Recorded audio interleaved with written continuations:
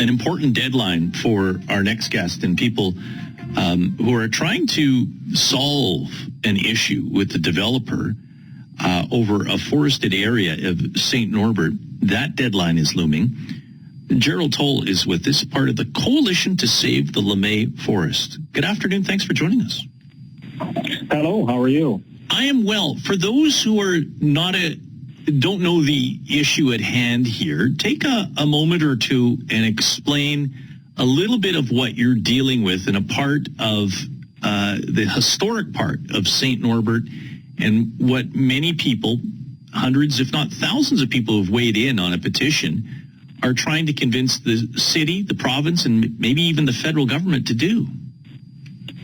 Well, there is a piece of land that is 22 acres in size along the Red River.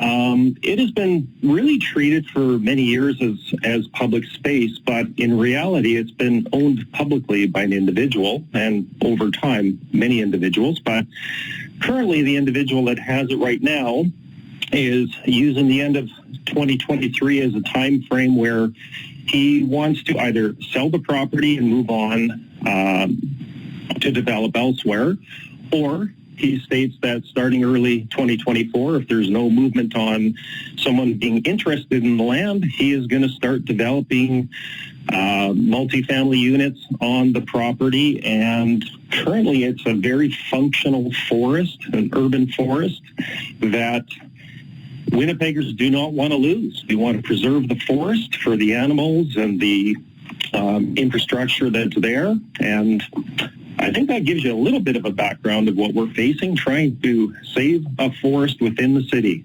Now, this was an area that was well used and still paths for people to walk. But I'm wondering that in the last several weeks, whether or not signs and gates have gone up.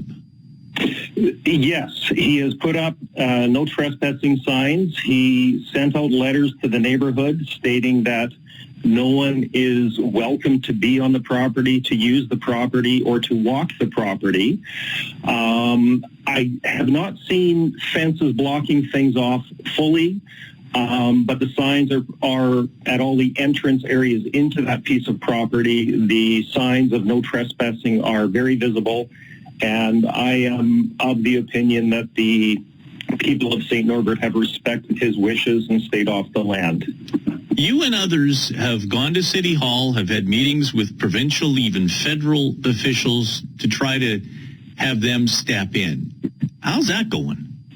Well, very, very grateful to Councillor Marcus Chambers because he forwarded a motion to the city to at least consider the option of purchasing this land from the private owner.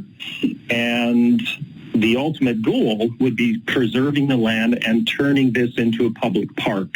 So that process is underway. He has put his motion forward.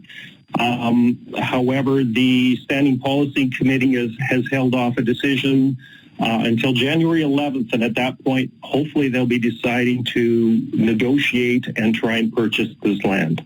Now, this has also been lumped with another forest that individuals are trying to save on the other side of the Red River.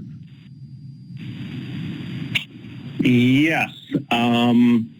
Sorry, what is the name of that one? This is the Handeliff area, I do believe, on the other side of the Red River. And you know, it's long been tried to be saved in the southern part of the St. Vital area. Actually, I think the Handeliff Park has already been saved. Right. The one you're referring to is at the corner of St. Mary's Road in the South Perimeter, and I'm sorry I'm going blank, Samborski's, I believe it is. And it used to be a market garden, and I know that there is talk about trying to save that land as well. I haven't been involved with that at all, but hopefully we can save some of these forests from destruction and putting up condos. The other aspect of this is, it's been explained to me, is that if you want to develop this property, it's millions, if not millions more dollars, because there's not enough pipe not enough water and sewage going into St. Norbert. There's real challenges with this land. I think that, first of all, I'm not an engineer, but it's very low land. You would have to bring in millions of dollars of fill to be able to build on it. St. Norbert's main sewer system is already running at capacity.